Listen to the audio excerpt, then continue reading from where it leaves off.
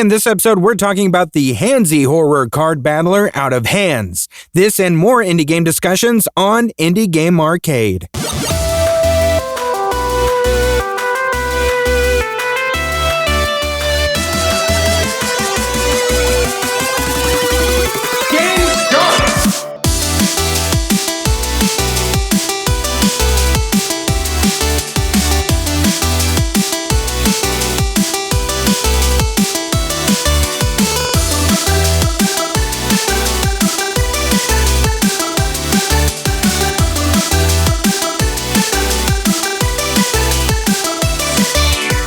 Welcome everyone to Indie Game Arcade, a podcast that deep dives into the latest and greatest indie games. My name is Chris. I am your host today because guess what? I lied to you last week when I said, hey, guess what? Joseph will be back. He's not back yet. You know why? When he moved, it turns out the apartment he moved into was right by a very, very busy road. And it was too loud. So he had to go to the folks at his apartment complex and say, hey, you got any other units available for me that are, right next to the busiest highway ever created? And they're like, yes, we do. But you can't move into it until next weekend. So guess what he's doing right now while I'm recording this? He is moving again. Twice in the last 3 weeks, he has moved. So while he gets settled into his new abode and hopefully the final abode for a while at least, I'll be hanging out with you here talking about some indie games. And the one I'm going to talk about today is one that was sent to us by the publisher. However, this was one that was already on our docket as one that we were going to cover anyway. Preface real quick.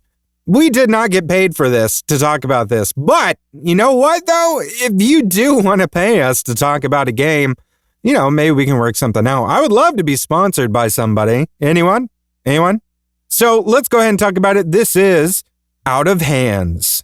Game start! So Out of Hands was released on April 22nd, 2025, developed by Game River and published by Lightning Games. I guess it was the developer that reached out. For some reason, I kept thinking it was the publisher, but it was the developer. Gwen from Game River reached out to me. Anyway, price is $17.99, so not a bad price point for the size of game you get on here.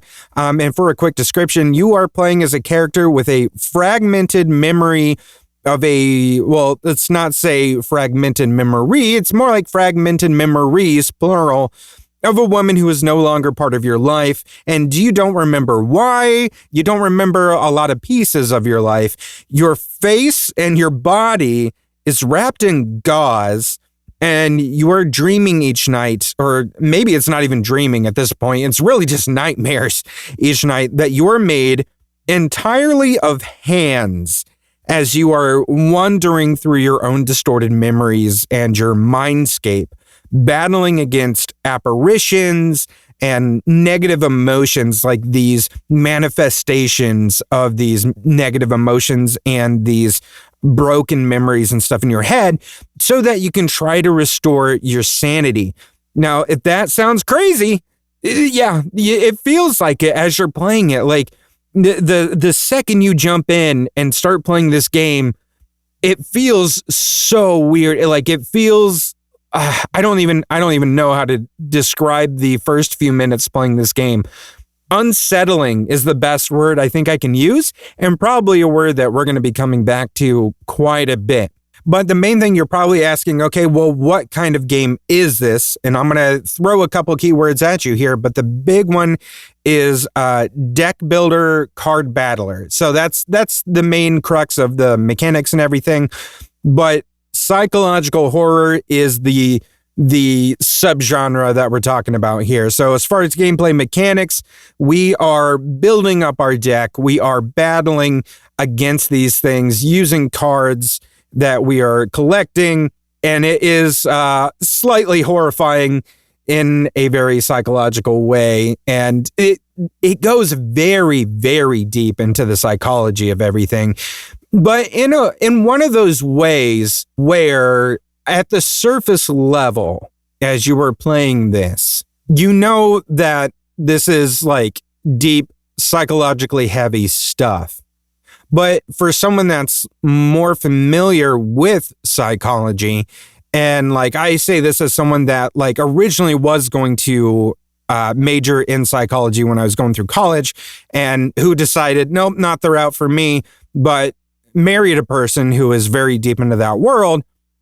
You see things within this game that you kind of start recognizing some very deep trauma things in here. So like if you are someone that's like into psychology, I think there's like even more here for you than if you weren't. And that's not to say that you have to be into psychology and trauma and things like that to enjoy this game. You don't have to at all. It's just kind of like one of those things that it added a little bit of extra intrigue for me personally, because that's like, you know, a world that I'm interested in. But let's talk about the main point of the game, which is the mechanics, the deck building aspect. So you are, let me explain you yourself, I guess, because when you go into this world, like I said, you are made out of hands. That is the weirdest sentence I think I've said in a long time. And you were looking at like a portrait of yourself, and literally you were seeing, instead of eyes, a nose, and mouth, you were seeing hands. These hands like over the place of your eyes, making like these kind of gestures. Same for your nose, same for your mouth. And this is a very mixed media presenting game. So like everything, especially with like the eyes, the nose, the mouth, stuff like that, they are like, look like Polaroid style photos laid over, let's say, like a face, right? Like an image of a face. But the hands with, God, again, with the ongoing trend that I always pick the games that are the hardest to describe. Okay, so these Polaroid photos of the hands aren't actually like photos. It's actually video within those. And that's like how they capture the animation of this game. So like the hands are always moving. So like it's so creepy to look at. I really, really urge you to, as I'm talking about this, if you have the availability, to look this game up or look up some images real quick so you can kind of see what I'm talking about. It's so bizarre. But anyway, so you were literally made out of hands. All right. When you go into a battle, and there's more to it than just battles, but stick with me here because this is going to take a little while to get through. When you go into a battle, it displays your heart, which is going to be representative of your HP. That heart is also a hand, of course. And then you see a right and a left hand as well. And so you don't have like a deck of cards per se, like going along the bottom in a Slay the Spire kind of style. It's just a right hand, a left hand, and your heart hand. Oh, God. All right. And then you're against, let's say, your enemy, which could be some sort of negative emotion or fragmented memory or something bizarre. It could even say like foggy street lamp. And like that is something you could go against. Like I think that was literally one of the things I fought against. Anyways, so they will have like their own health, their own like attack. They have like minions that attack for them. Like the thing that you fight against is kind of in a back line. And then they summon these frontline cards that will do damage. Some of them right away. Some of them are like ones that build up and develop over the next turn and do more damage. And you usually have to take out the cards in the front line before you can attack a card in the back line. And those backline cards typically have multiple lives where like you'll have to take their HP all the way down, and then their HP will go all the way back up in the next round, and you have to do it all over again. What's like nice about some of that though is like if you have, there's like certain cards you can get that can bypass that front line and hit that back line. And if you do that and you take their HP down, like it will essentially wipe out like all of those frontline guys for you. So there's like ways to mitigate all this stuff. There's a lot of really good mechanics to this, and I really enjoyed that aspect of this game. But let's get back to what you can do. So since you don't have your own cards, like your own deck of cards in front of you, what you do get is like a random, you do have a card deck, but each round or each turn, it just picks 3 cards from your deck and it puts them to the right. And you take one of your 2 hands and you reach over and grab a card. And those are going to be like either weapons or shields or some sort of like healing items or buffing items, things like that. And in this game, they're all like themed around mixed media-esque things, like stuff you would use to manipulate actual physical mixed media, like an ink pen, a ruler, an eraser, an ink bottle.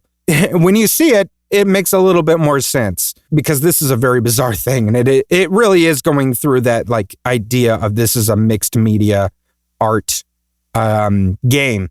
So reaching and selecting an item is what uses up your energy. So if you're familiar with deck builders, card battlers, you know, there's almost always like an energy limit of like 3, right? We go back to games like Slay the Spire. That's usually the case. So selecting that's what costs an energy. So you could select, let's say an ink pen. But what's nice about that too is some of those, especially I think it's the ink pen, almost every time when you get it, there's like 2 cards stacked on top of each other there. So like you could get 2 attacks off with that ink pen, and that doesn't cost you extra damage. So like using the item costs you no energy. It's just selecting the item that costs you the energy. And I think that is a really interesting system, and I really, really enjoyed that. And also like you can hold on to whatever you grab and like wait till the next turn. There's a lot you can do in this game to sort of like plan ahead. And especially for like, if you get 3 cards and it's really like, wow, this isn't gonna help me very much in this round, you can really just plan for the next round. Especially if you have cards with like buffs, like there will be opportunities to purchase potions and other things to build up some of your attacks later on, like a ranged attack, which will bypass the front line and go, attack straight to the back line, like the big guys that you're going against. You can get like a potion that will add like +2 or +3 to those.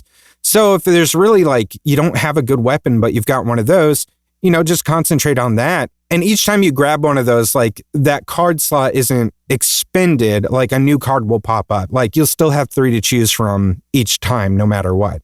So you can really like build those up, and all those effects will stack as well. So if you stack like a whole bunch of those, you could like just go straight for that back line per se, like in this example, take something out real quick and not have to worry about all the minions on the front line that are going to do you damage. But like it does get really, really hectic because some of these things will summon multiple minions that will do a lot of damage. Now, some of them, there are a lot of like attacks that you can get.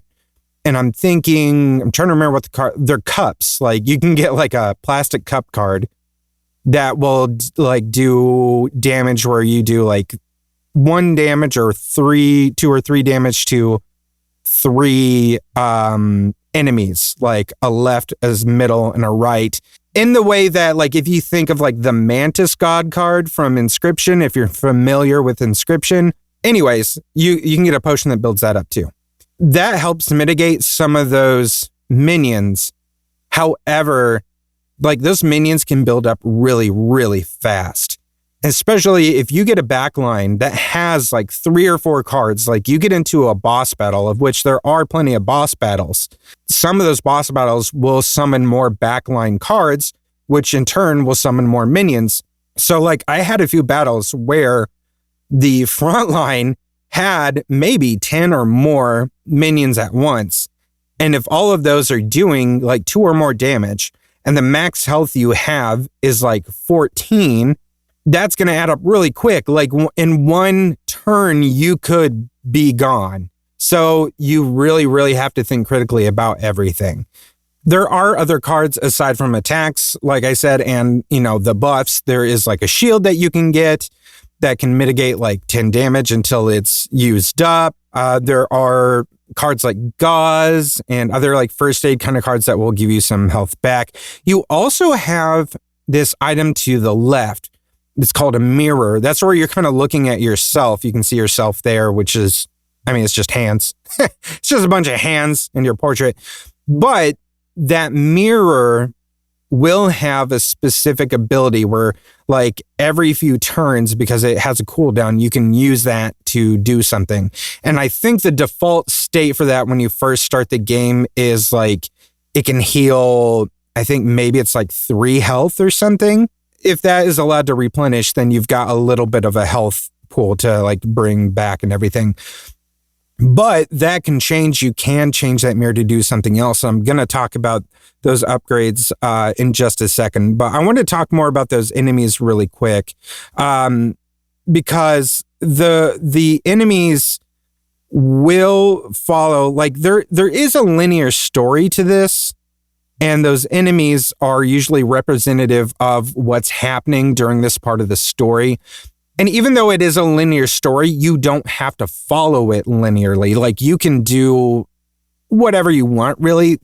It does give you a little bit of an overworld kind of exploratory map that you can do. Now, this isn't like a 3D space that you can move around in, but they give you sort of an idea of picture a little bit of a map with like different points of interest that you would be able to click on, and your character can go there. But some of those points are obscured in like black. If you are familiar with playing like Dungeons and Dragons or something, and you've ever played online, think of like the idea of the fog of war. Some of that stuff is sort of shrouded in fog of war. You will have to go to certain points and explore those points before you can like move farther into this map or these levels.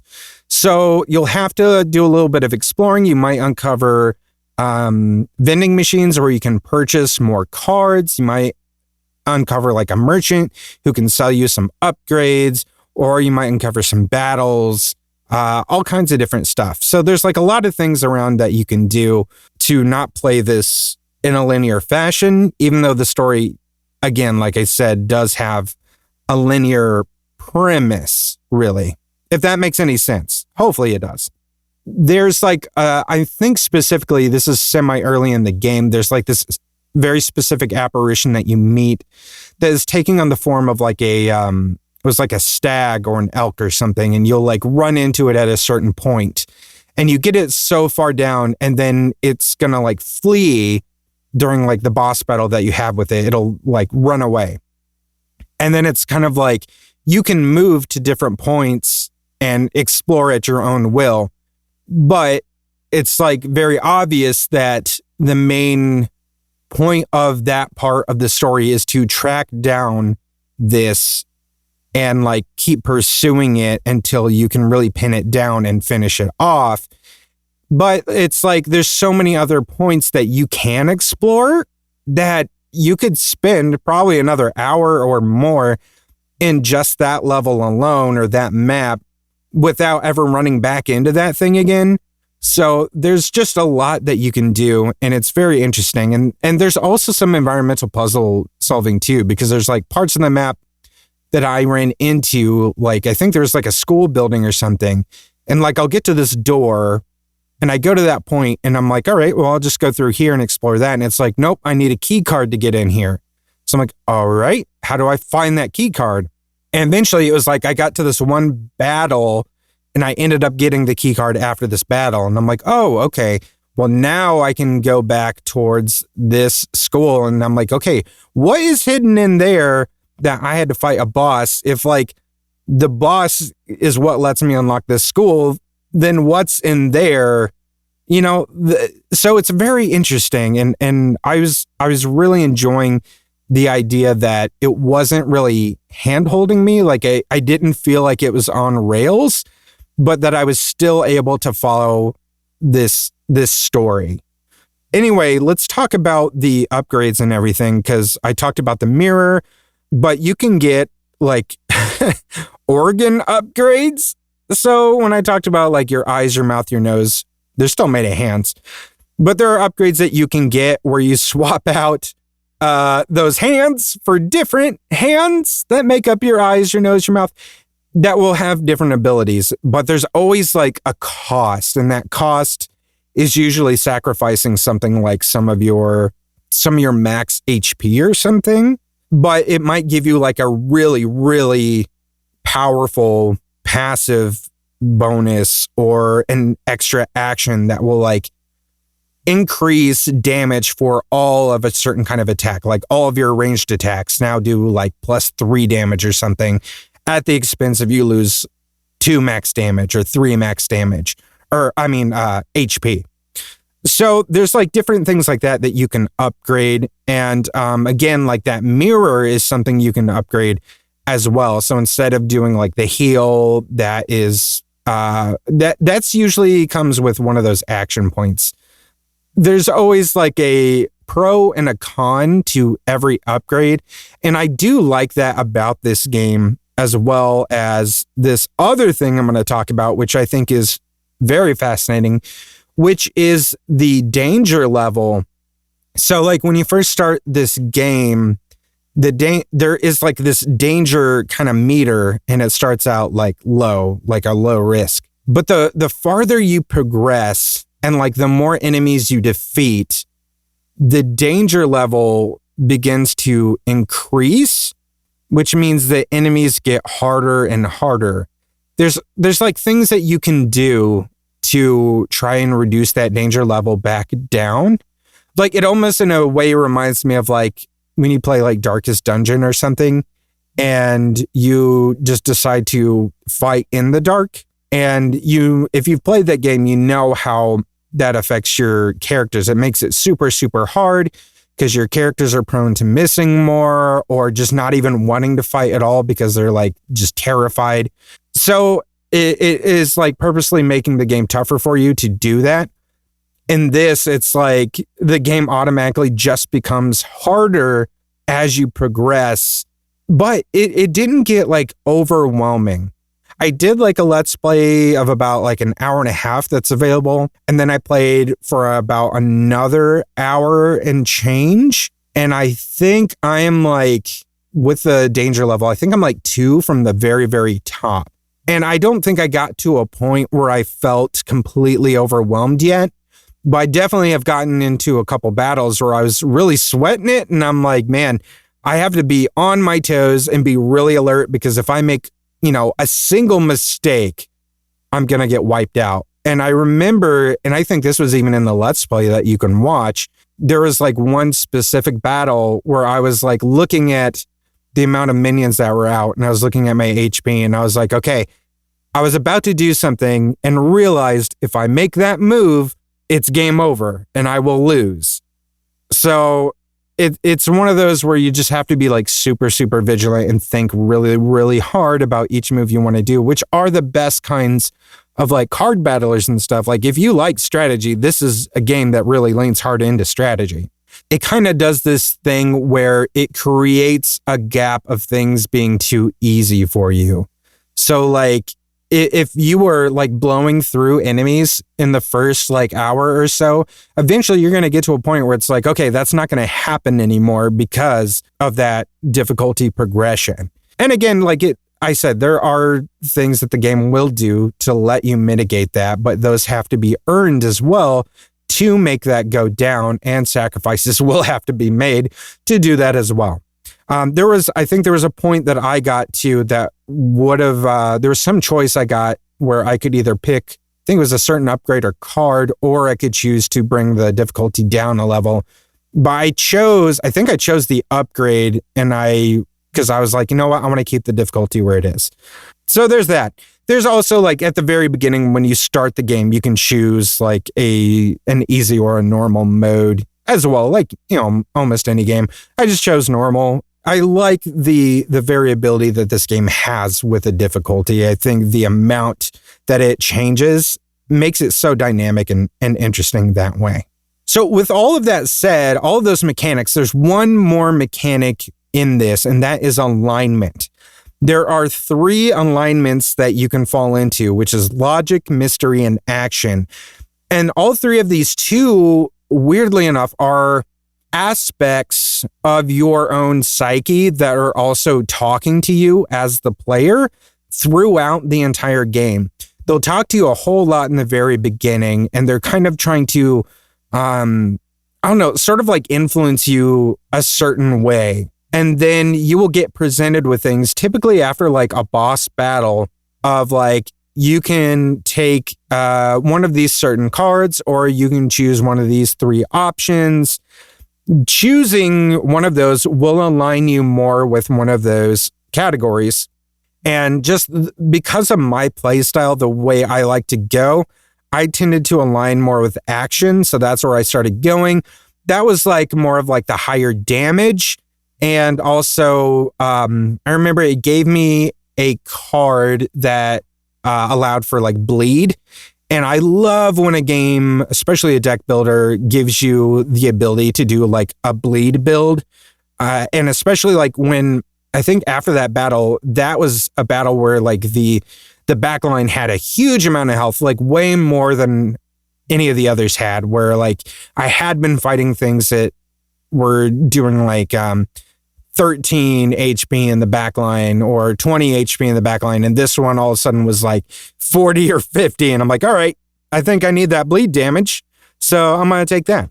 So when you start like going towards those different alignments, like you'll start getting different perks, different upgrades that align more with those characteristics. I'm not sure, but I kind of wonder if like those will start to influence you more and pull you in certain directions and like maybe shape how certain parts of the game or certain parts of sort of like mystery of like unraveling your psyche. I'm wondering, because I don't know for sure, if it's going to color that a certain way, like if action is going to make certain things a little bit more blunt than mystery or logic. Like maybe logic would give you a little bit more of a clearer picture, but you wouldn't pursue things as quickly within the narrative. I don't know, but I like the idea that this exists. Talking about kind of the progression and flow of the game, as I said, you can kind of do it non-linearly, even though there is a linear story. I'm going to stop saying those things because I've said it so many times, but like the more that you explore into a certain level, the more you're going to start to unravel these like specific memories. So like you keep pulling at a certain thread, like you keep going after that stag, then the more you're going to progress towards figuring out like what memory this is tied to. I talked about a little bit that there's something to do with like a woman. So like pulling on that thread like gave me a memory of a certain item. And I don't want to say what it is because I really want people to play this game. But like getting a certain memory of that item like really presented me with like a couple ideas of, okay, that gives me an idea of maybe what kind of person this was in relation to us. But 2, it also opened up a whole lot of questions for me as to the nature of it. So I'm like, oh man, it just made it all the more intriguing. And now I've got like multiple questions of my own that have made me want to play this game longer and pursue this, like the memory of this thing even more. So it's like one thing led to another, will lead to another. And on top of that, there's like other stuff that I haven't explored yet. Like, what is this school? What's going to lead me through here? What am I going to find now that I have this key card? So there's like so much stuff to find, and it's just fascinating. And there's a lot of levels to this game as well. So very, very fascinating stuff.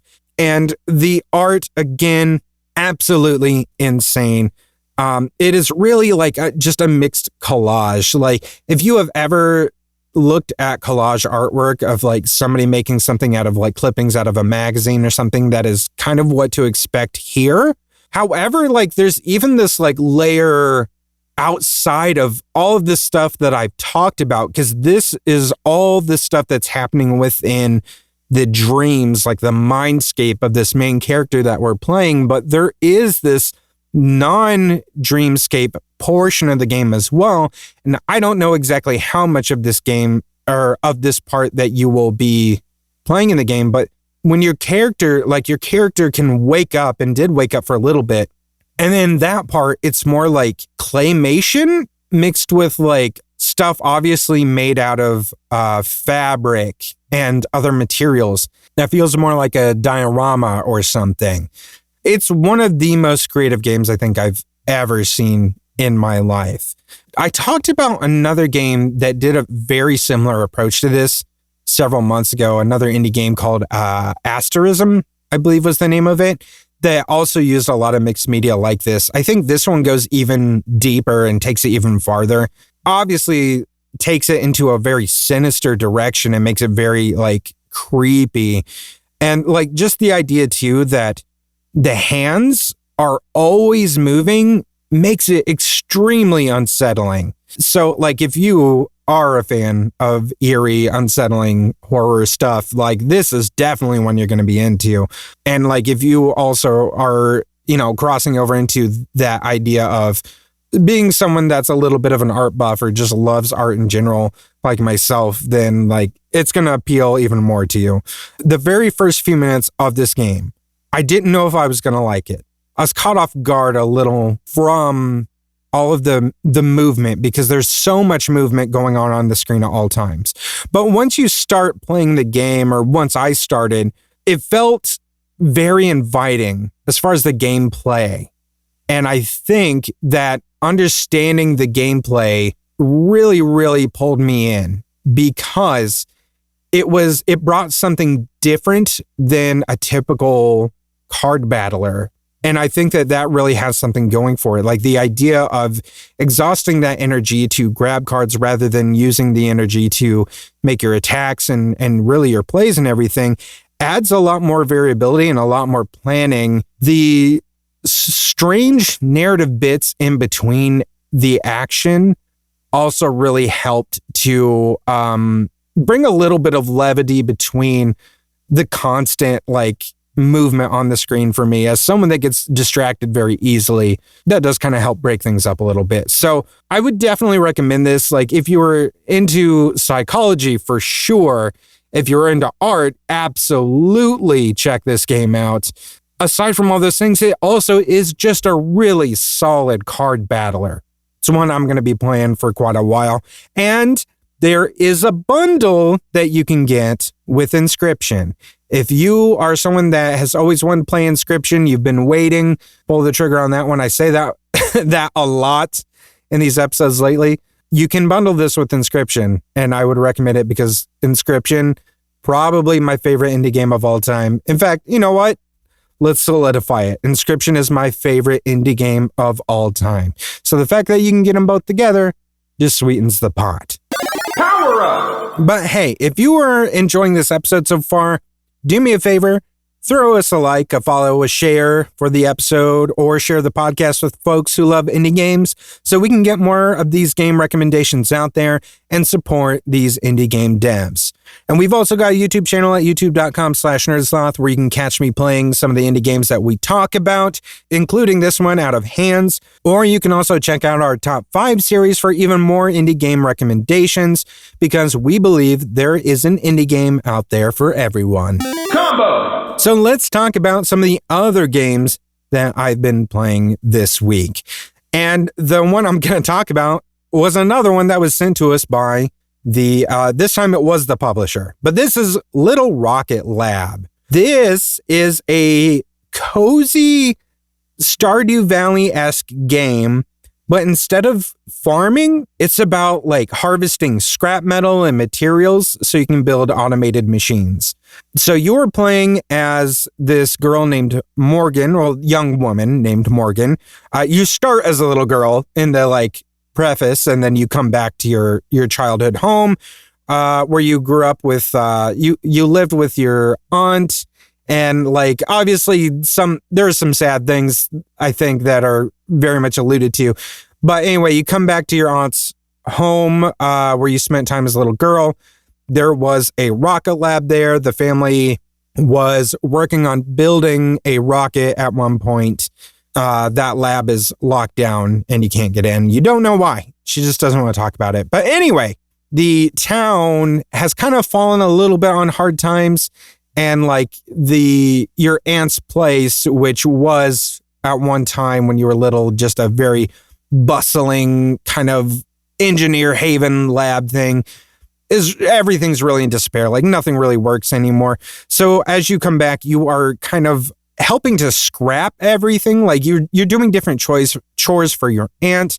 Like you get like quests and everything to do all this different stuff as part of like the tutorial. And then that is going to obviously expand into like the main game, which is really about revitalizing the town and also building a rocket.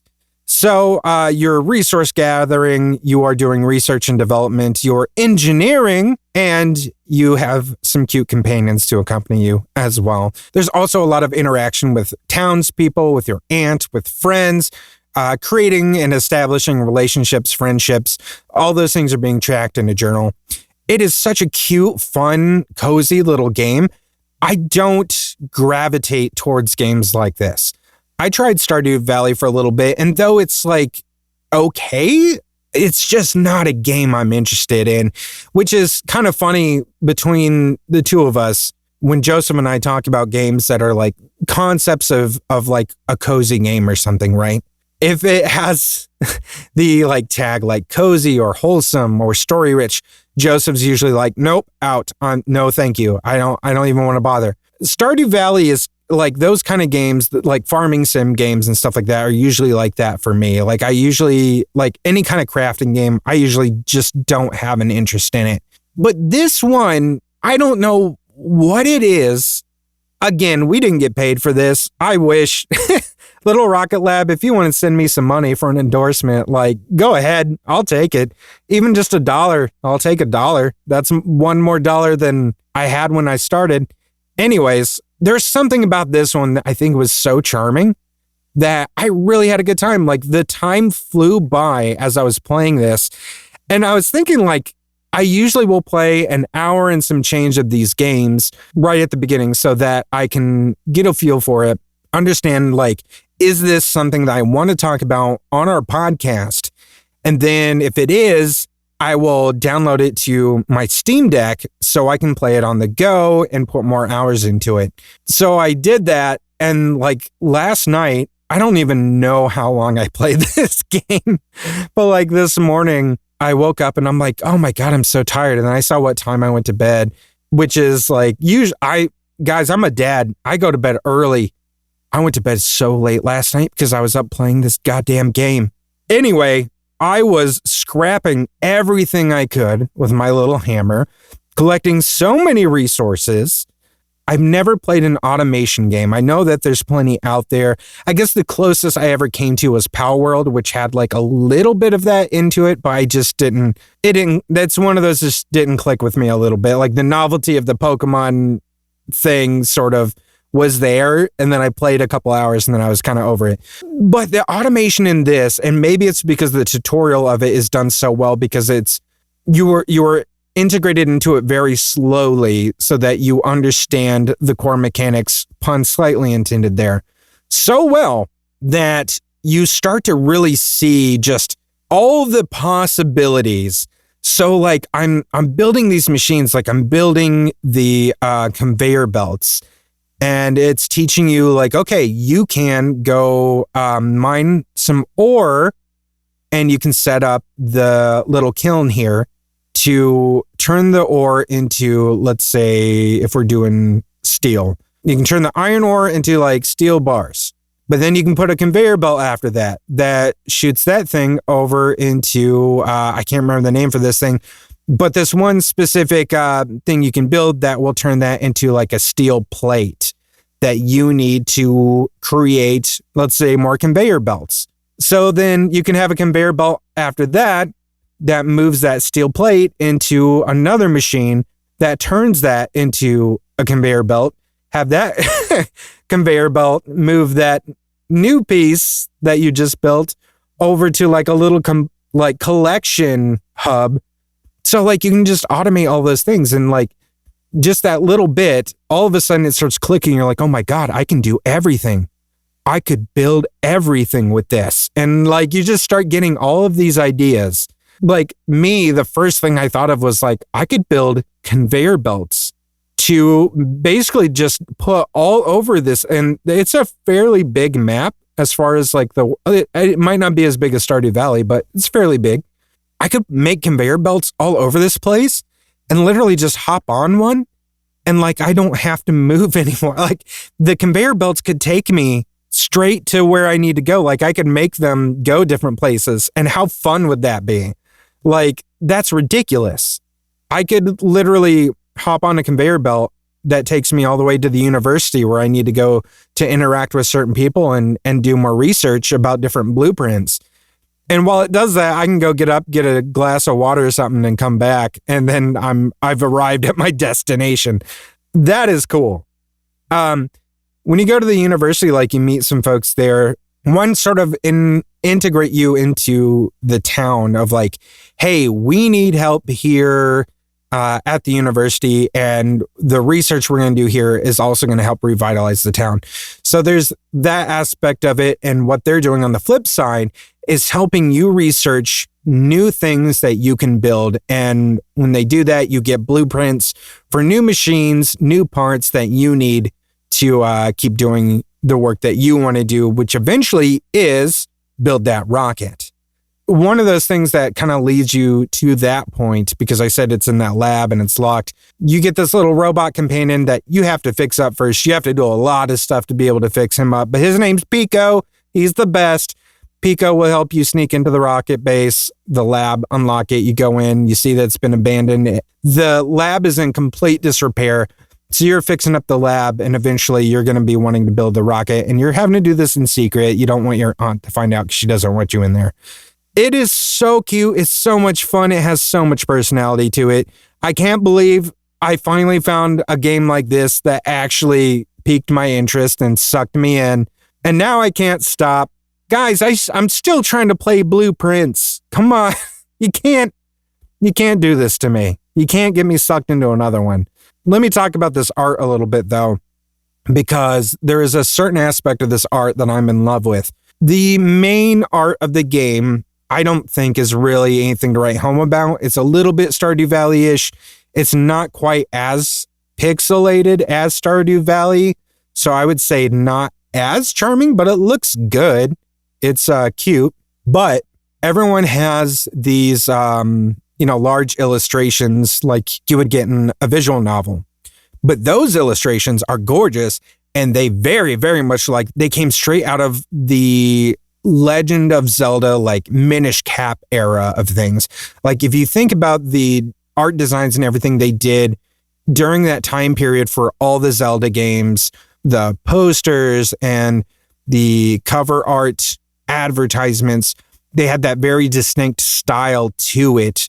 It is that style of artwork, like verbatim, and it looks amazing and just completely endeared me even more to this game. So very excited to see. There is not a release date for the full game yet. So what I was given was like the beta copy. So I'm pretty deep in right now. Like I didn't know if this is like they're going to let you get, like, I don't know how far they're going to let me go in this thing, but I'm having a blast with it. So it is a lot of fun. And I would recommend if you are into like automation, engineering, Stardew Valley, this is one to put on your wish list. That is, again, Little Rocket Lab. Final round! Let's talk about some upcoming indie games that I'm excited about. The first up is Freeride. This comes out on May 1st. They say this is a game about you. Not me. It's a game about you. So for a quick description, it says, board a train to the spirit world in our oddball RPG where you make friends, use telekinesis, find secrets, consume ice cream, and chart your own path. Each character is uniquely troubled, and in helping them find their way, you might find yourself too. I know that this game is supposed to be very like personality type based and like extremely choices matter from what I understand from reading about it and from the game trailers and everything. One, the art and the visual style of this game are really fun. The game looks super whimsical, but it also gives me a little bit of an air of like Spiritfarer to it as well, with the types of interactions and everything that you're having. It just seems like it's going to be kind of an emotions heavy sort of game, but also with a little bit of that idea of whimsy to it too. But I mean, that was a lot of what Spiritfarer was like, just without like, all the management and building maybe in this game. But it seems like your personality and the choices that you make, and what's weird, and I don't know what they mean by this exactly, they say both your conscious and your subconscious decisions will impact the game. I have no idea how that works, what they mean by the unconscious. I don't know how you're telling what unconscious decisions I'm making. Like maybe it's like, how long you hesitate on something will change some aspect of how a character reacts to you. I don't know. If that's the case, that's genius and I love it. But because of that kind of stuff, like I am 100% intrigued by this, and I just can't wait to try it out and see how it goes. There's supposed to be an extreme amount of branching as far as how all the different individual relationships can go with different characters, befriending or becoming enemies with, and all kinds of stuff. Like things can change dramatically every time you play it. So I'm guessing that it's somewhat short form as far as a story, but it encourages multiple playthroughs. So I'm guessing a lot of stuff changes. I don't know that means it's a roguelike. I'm not entirely sure, but I'm 100% interested. Can't wait for it to come out so I can understand more. The next one I want to talk about is Pup Champs, which comes out May 23rd. I know this one is still probably a bit farther away, but it just looks adorable. This is a tactical puzzle game about leading a soccer team of cute puppies. You solve puzzles, score goals, and become the champs. So it's just a little cartoony kind of anthropomorphic soccer team of puppies. And really, it's a puzzle game. It reminds me a little bit of a Ranger. If anyone played that one, that came out, I think it was sometime last year, but like way more smaller scale, like lots of smaller puzzles. But like it just looks like one of those games that you would buy for like a mobile platform, like play on your Steam Deck or something, or your Nintendo Switch, and pick up and play for a little bit. And like it just absolutely looks perfect for that. And I love those types of games. Those games specifically play a very important role in my life as a dad who doesn't always have time to sit down and play a game that requires hours and hours and hours of attention. Like I can't sit down and be like, all right, I'm going to play Elden Ring all the way through. There's just no way. But I could sit down and be like, hey, I can play a couple levels of Pup Champ, or I can do, a run or two of Blue Prince, which, guys, let's be honest, man, I'm going to be playing that for the rest of my life. I haven't gotten to room 46 yet. I feel like I'm so close. I got a lever that said I unlocked the west antechamber. But I haven't made it back to the west side of that antechamber to get in there and see. But I got that.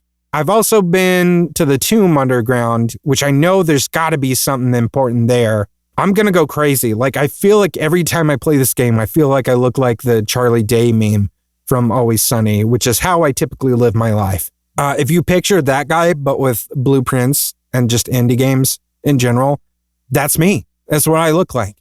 I've even been told I look like him in some capacity. Game over. If you had a good time listening to this episode, stick around for the bumper to learn how you can help support the show and all the other things we do here at Sloth Creative.